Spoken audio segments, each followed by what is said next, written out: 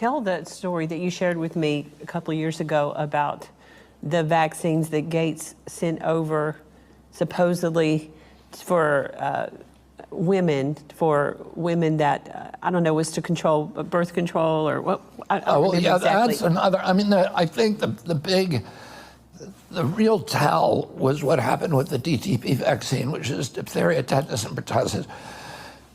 Because of Gates pushing this shot, it's now the #1 vaccine in the world, DTP. And it's mainly given in Africa. It was that particular shot is discontinued in the United States because it was killing or badly injuring 1 out of every 300 kids who took it.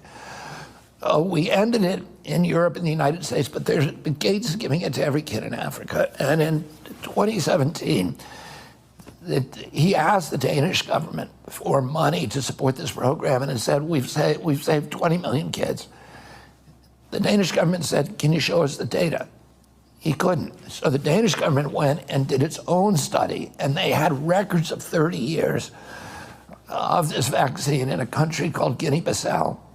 And they looked at the records, and what they realized in retrospect, which they were never seeing, is that the girls who were getting that vaccine at 6 months of age were 10 times more likely to die over the next 6 months as children who didn't get it. Wow. And they were dying of things that nobody on the ground had ever associated with vaccination. They were dying of anemia and bilharzia and malaria and dysentery and nobody had made the connection that it's only the girls who got the vaccine who were dying of those things, that the other kids were much healthier.